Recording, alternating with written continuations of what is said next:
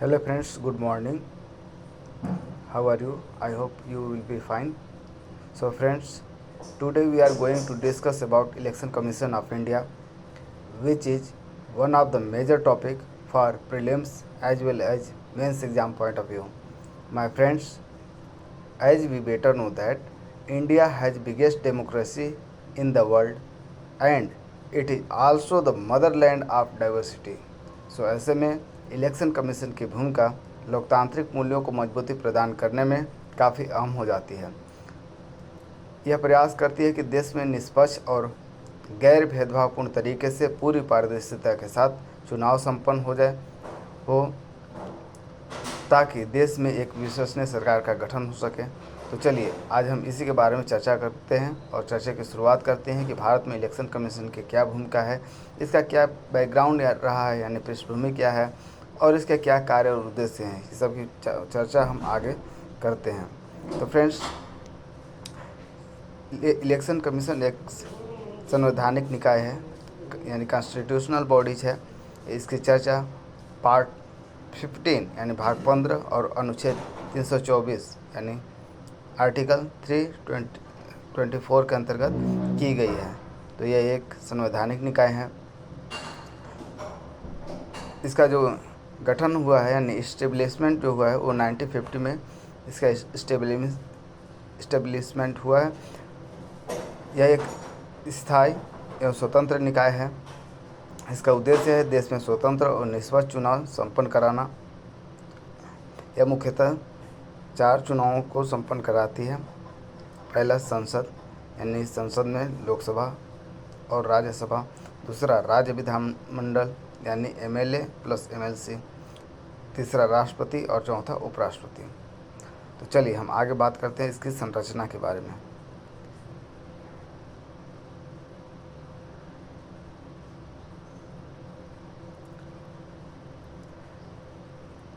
तो संविधान के अनुच्छेद 324 में चुनाव आयोग के संबंध में कुछ निम्नलिखित प्रावधान हैं। पहला है निर्वाचन आयोग मुख्य निर्वाचन आयुक्त और अन्य निर्वाचन आयुक्त से मिलकर बनेगा, जो राष्ट्रपति समय समय पर निर्धारित करे। मुख्य निर्वाचन आयुक्त प्लस अन्य निर्वाचन आयुक्त की जो नियुक्ति होगी वो राष्ट्रपति द्वारा की जाएगी। जब कोई अन्य निर्वाचन आयुक्त इस प्रकार नियुक्त किया जाता है तब मुख्य निर्वाचन आयुक्त निर्वाचन आयोग के अध्यक्ष के रूप में कार्य करेगा। राष्ट्रपति निर्वाचन आयोग से परामर्श करने के पश्चात प्रादेशिक आयुक्तों की नियुक्ति कर सकता है, जिससे वह निर्वाचन आयोग की सहायता के लिए आवश्यक समझे। तो निर्वाचन आयुक्त एवं प्रादेशिक आयुक्तों की जो सेवा शर्तें एवं पदावधि है उसका निर्धारण राष्ट्रपति द्वारा किया जाता है। चलिए तो अब आगे हम बात करते हैं कि इलेक्शन कमीशन की बैकग्राउंड क्या रहा है। तो इलेक्शन कमीशन 1950 से 1989 तक एक सदस्यीय निकाय रहा है। इसमें केवल मुख्य निर्वाचन आयुक्त अधिकारी नियुक्त किए जाते थे। 1989 यानी 1989 के बाद यह बहुत सदस्यीय संस्था हो गया, यानी एक अध्यक्ष प्लस 2 अन्य सदस्य यानी कुल 3 सदस्य हो गए थे। 1990 में यानी 1990 में पुनः एक सदस्य निकाय बन गया, लेकिन आगे चलकर 1993 यानी 1993 में यह बहुसदस्यीय संस्था बन गया, जिसमें 3 निर्वाचन आयुक्त थे। ये 3 निर्वाचन आयुक्त में एक मुख्य निर्वाचन आयुक्त यानी चीफ इलेक्शन कमिश्नर और 2 अन्य निर्वाचन आयुक्त। यहाँ एक और ध्यान देने वाली बात है कि जो 1989 था उसमें मत देने की जो न्यूनतम आयु 21 वर्ष था उससे घटाकर 18 वर्ष कर दिया गया था। यह प्रावधान 61 कॉन्स्टिट्यूशनल अमेंडमेंट 1988 के थ्रू किया गया था। तो ये ध्यान रखिएगा कि प्रीलिम्स के पॉइंट ऑफ व्यू से अक्सर ये पूछे जाते हैं कि कब मत देने की आयु 21 वर्ष से घटाकर 18 वर्ष की गई थी, तो ये ध्यान रखिएगा। तो अभी वर्तमान में हम बात करते हैं जो इलेक्शन कमीशन ऑफ इंडिया है। तो भारतीय निर्वाचन आयोग में अभी वर्तमान में 3 निर्वाचन आयुक्त हैं, जिसमें एक मुख्य निर्वाचन आयुक्त यानी चीफ इलेक्शन कमिश्नर और 2 अन्य निर्वाचन आयुक्त यानी अदर इलेक्शन कमिश्नर हैं। तो चलिए आगे हम बात करते हैं कि इनके वेतन भत्ते और सुविधाएँ। तो जो मुख्य निर्वाचन आयुक्त और 2 अन्य निर्वाचन आयुक्तों के पास शक्तियाँ वेतन भत्ते एवं सुविधाएं ये सभी समान हैं। ऐसा नहीं कि इसमें डिफरेंस हो, चीफ इलेक्शन कमिश्नर हो या अन्य कमिश्नर हो, सभी की शक्तियां, वेतन, सुविधाएं ये समान हैं। मुख्य निर्वाचन आयुक्त तथा अन्य निर्वाचन आयुक्तों को सर्वोच्च न्यायालय के न्यायाधीश के समान ही वेतन एवं अन्य सुविधाएं प्राप्त होती हैं।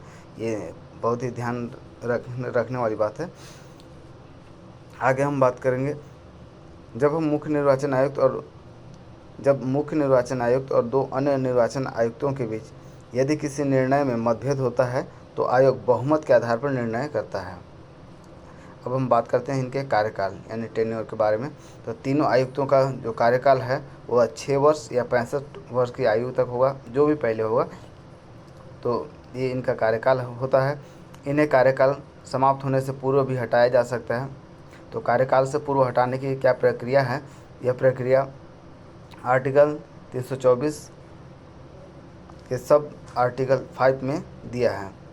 इसे इलेक्शन कमीशन की स्वतंत्रता के पॉइंट में भी आप लिख सकते हैं, क्योंकि ये इनकी स्वतंत्रता मिली है। इसका मतलब है कि इसे इतनी आसानी से हटाया नहीं जा सकता। इसके लिए एक प्रावधान दिया गया है, संवैधानिक प्रावधान, जिसके तहत ही इन्हें हटाया जा सकता है।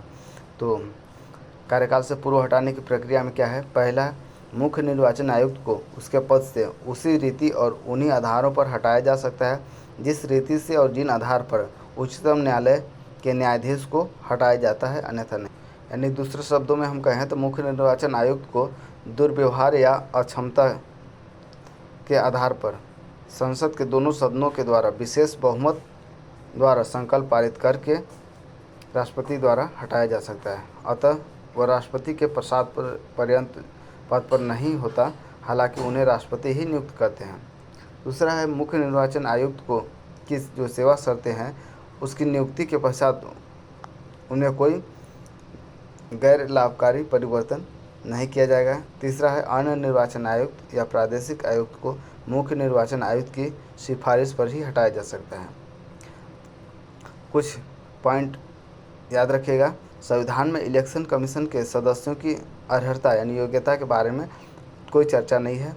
दूसरा, संविधान में चुनाव आयोग के सदस्यों के कार्यकाल का उल्लेख नहीं है। और तीसरा, संविधान में सेवानिवृत्ति के बाद निर्वाचन आयुक्तों को सरकार द्वारा अन्य दूसरी नियुक्तियों पर कोई रोक नहीं लगाई गई है। तो ये प्रीलिम्स के पॉइंट ऑफ व्यू से बहुत इंपॉर्टेंट पॉइंट है, इसे याद रखिएगा। अब हम बात करते हैं कि इलेक्शन कमीशन ऑफ इंडिया के क्या पावर हैं और क्या फंक्शंस हैं, यानी शक्ति और कार्य क्या है। तो संसद, राज्य के विधानमंडल, राष्ट्रपति व उपराष्ट्रपति के पदों के निर्वाचन के संदर्भ में चुनाव आयोग की शक्ति एवं कार्यों को 3 श्रेणियों में विभाजित किया जा सकता है। पहला प्रशासनिक, दूसरा सलाहकारी, तीसरा अर्धन्यायिक। तो पहला, संसद के परिसीमन आयोग अधिनियम के आधार पर देश भर में चुनावी क्षेत्रों की सीमा का निर्धारण करना, पहला कार्य। दूसरा, समय समय पर निर्वाचक नामावली तैयार करना और सभी योग्य मतदाताओं को पंजीकृत करना। तीसरा, निर्वाचन की तिथि और समय सारणी निर्धारित करना और नामांकन पत्रों का परीक्षण करना। चौथा, राजनीतिक दलों को मान्यता प्रदान करना एवं उन्हें निर्वाचन चिन्ह आवंटित करना। पाँचवा, राजनीतिक दलों को मान्यता प्रदान करने और चुनाव चिन्ह देने के मामले में हुए जो विवाद होंगे, कंट्रोवर्सी होंगे, उसके समाधान के लिए न्यायालय यानी कोर्ट की तरह काम करना।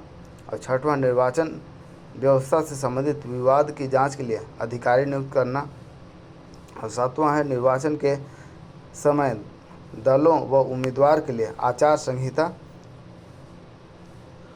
निर्मित करना, यानी कोड ऑफ कंडक्ट निर्मित करना।